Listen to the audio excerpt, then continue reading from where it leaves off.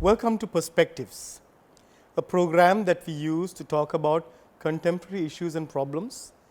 And today, it is important to talk about the type of people that we meet at coaching, at different interventions, and it would be wonderful to take you through some of the years and people's lives that we've been able to cross paths with.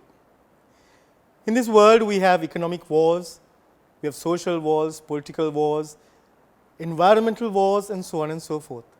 Today, there are many, many issues to discuss. And at the end of the day, at Training Consortium, we are here to support you and help you through the business and life. So we have with us various types of professionals that join hands, that we sit down and talk about various issues and participants so that we can partner them in their requirements. I have with me today a close friend, a confidant, and a person I look up to in the space of helping people in his own way of coaching, mentoring, and therapeutic. Dr. Deemantha, welcome to the program. Thank you very much, Niroshan, for inviting. It's a lovely moment to discuss. So here we are. We have people who come for training, coaching, mentoring, consulting, and therapeutic requirements. And you know, when we get a group of people, and most of them fall into general areas of improvement, but there are special people who have different requirements, and we are able to support them in their requirements. A normal person is a hard definition to actually find. Is there such a person as a normal person? Absolutely not. Everyone is supposed to have in, if you look at a person's life in general, depending on what kind of experience they've had, although all babies are born as confident people, demanding and never being patient. But with time, they evolve with the experiences they have during their lifetime. Because of the grooming from the parents or teachers or grandparents or even watching a cartoon, they get, that changes it. So never a person ends up being normal after birth. Which brings an interesting part. See, here we are in the business world, we have different versions of psychometric tests that tell us whether the person is an introvert, an extrovert, whether the person is a very intuitive person, whether the person is a thinker, a feeler, a planned person, happy-go-lucky person. We put them into different quadrants, and it has a science to it. Yeah. And based on that, we begin to probe and improve, develop on the journey that they like to go. Yeah. But what you are saying and what I'm hearing is that the levels of conditioning that happen in life are equally important. Talk to me about your experience on that. Yeah. So when it comes to psychometric tests, as we already have been discussing and talking about, it's a good way to identify where they are at that given moment. But looking at how it was formed, just like I told before, has been the experiences that brought up to that level. Now, forming this, the personality types during life, if you take the science behind it, if you go a little bit deeper to the formation of the pathways of the nervous system in the brain, different children, so to say, different babies up to 6 approximately, the age of that, they are completely in a state of formation, where the given conditions in life, the brain is trying to keep the person just alive. That's its sole purpose at that moment. And it would do anything to form different pathways so that the person who in the future when it faces that kind of problem or any kind of issue in life, any challenge, that it would be behaving in a certain way so that it would repeat the previous, to avoid the previous pain, avoiding pain. That's the total thing. So you'll be running away from pain, running towards pleasure. That's the basic mechanism. So you are forming those basic neural pathways. So by the time we do psychometric tests, after they probably become adults, for example, like the people who we get to coach, they have established a certain level of neuron pathways, the firing mechanisms in the brain. So in certain people, when it comes to the therapeutic side, where they have issues, where sometimes in coaching they come to a certain level and say, okay, we see something, we need to go beyond this. And when you dig down a little bit further into their childhood, you would notice that they have gone through certain, now this is not for everybody, some individuals have certain neural pathways that created a certain, I'll give you little example. Just take a policeman standing in a junction, and the policeman tries to control the vehicles, and it puts in a certain way. Now just imagine a very highly trafficked day and the policeman is not there, and the cars and the buses and the lorries, they got like, they get traffic jams happen. So the same thing happens in certain people's brains when there had been a certain type of stress and the policeman is removed. And the same thing happens in the nerve pathways, and it gets clogged. It doesn't do the normal, where we call the normal behavior, it doesn't happen there. So that is one reason why we have to intervene deeper and go and find out different other reasons. And in a therapeutic way, we have abilities to change those neural pathways, if I am to be specific. Excellent. Now, this is probably the reason why Sigmund Freud said, show me a child of 7 and I will show you the man of 70. And going further from there, however, coaches like us would turn around and say, although some of my roots also go towards the NLP and the psychological pathways, it's in the deep questioning and it's in the deep self-realization that lies the answer. And therefore, even in coaching, we can go towards a very much deeper understanding of some of those issues that they've gone through. But of course, there are certain people who would need the medical side of things, and of course, that's not necessarily within our purview. How would you support someone who has these conditionings and habits to work around it? First and most of all, it's the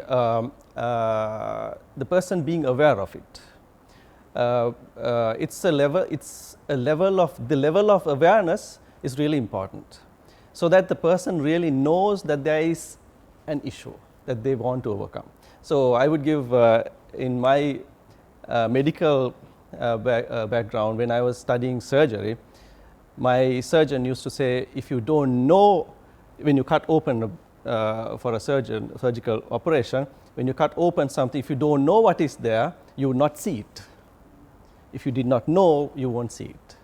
So here also it's the same thing, even though this is imaginary world when it comes to mind and the internal environment a person goes through, awareness is so important so that he or she knows this is where I have to intervene. And then when they try to do that, if they cannot do it themselves, then our help is needed. Yeah. So in that sense, when they can't go beyond that, it's like trying to untie a ball of threads, and you untie it, and there's a moment where you cannot untie on your own. There's a knot, and where you need help. So there, we need to go and help the person to see why that problem has occurred, where the reason, the root cause, the thing is what kind of interpretation the man has given to that issue. So you have to go to the past. So we use different techniques for that, including NLP, including hypnosis, including RTT, which is really advanced, and different other modalities and submodalities. When you go and find those root causes, first of all, the person understands the emotional status where he or she experience at the present matches that experience that he had at that moment in his childhood most of the time. It doesn't have to be 100% childhood, but they go and match those. And that emotional state matches. And there's a huge relief and an understanding. And this understanding becomes the power for the change. Okay. As we say in management, the aha moment, yes. The moment of realization. I will leave my part of therapy and NLP and hypnosis for a moment, and I'll get into pure coaching and mentoring version of it. However, I also feel that having tacit knowledge, your understanding of the world, your own way of looking at the business, so on and so forth, is also important. Because remember that knot you were talking about, sometimes you might untie that knot only to know that in the mind, not like the ball of thread, you may be knotting many other knots as a result. Yes. So understanding the consequence of certain behavior takes a lot of tacit knowledge. For someone who's going to follow this path of becoming a person who's educated, person who's helping other people, how and where would you start? Niroshan, I think there comes you. Yeah. Where the tacit knowledge of a certain subject for that person to grow, other than his own initiation. Sometimes when it comes to my side, again, if I put the ball on my side, it's to make the person want to change, because we have something called, because of again previous experiences, something called learned helplessness. And the person feels, I cannot, I am not possible, I cannot, because it's not just the words and the pictures you have, but it's an emotional tag. It kind of crushes you from inside, and you cannot move, and you feel frozen or unmovable. So when it comes to that side, you need to intervene on that particular thing. But going beyond that, for example, after I intervene and help the person to feel that he's free from that block, then it comes to your side, where you come in as an expertise in a certain subject, because I know personally how much of, I don't think there's, it's a God-given talent, I would say, a skill to tap to a different level of intelligence, where you could do it in a certain way. You would tap to knowledges where I would personally think that you would not know, but you would know about it. So that's a really, really cool skill, which I've seen only in you, Niroshan. So I just wanted to emphasize that there are limits that I have, and within that frame, when it comes to change in certain areas of a person's subconscious, when it goes to childhood and previous experience, I'm in that. The complementary behaviors that we have help many in different ways, because as a coach, I have seen you asking fantastic questions, and your ability to be able to be humble and calm, to bring out the best in all of these individuals, in the many that we've worked together. Probably to close up our session today, which by the way is for the listeners to understand that there is help, there is support, and there are wonderful people who are good at therapy, wonderful people who are good at coaching, wonderful people who you must reach out to. All of us require help. We require help at different levels, and this session was more or less enlightening you so that you ask the question yourself, what support would I require, and reach out. And that's the whole most important thing of our discussion today. And to finish up, talk to me about what you would want parents to do. I will leave that to you because I am also having 2 toddlers in their 4.5 now, and parents have this dilemma of trying to help them, their little kids, and we can do a separate segment on this in days to come. But what advice would you leave with parents? It's a task, very tough job to put it in 1 minute, the whole concept of parenting. But what I can say is, if you want to help your children, you need to help yourself first as parents. Looking into their pains, not ignoring. For example, if a child is behaving not the way the parent wants to, it gives some pain in the parent. You are supposed to feel the pain. You are wired to feel that pain. You are made to. So it's not something wrong with you that you feel that way. On the other hand, child's behavior is also pleasure and pain based. So you have to understand the child. You have to have the patience to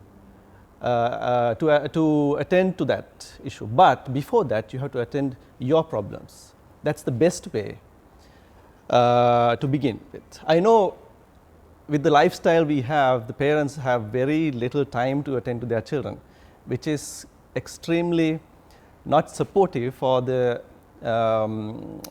future of our country when you look at the next generation, because we are not made to be like that.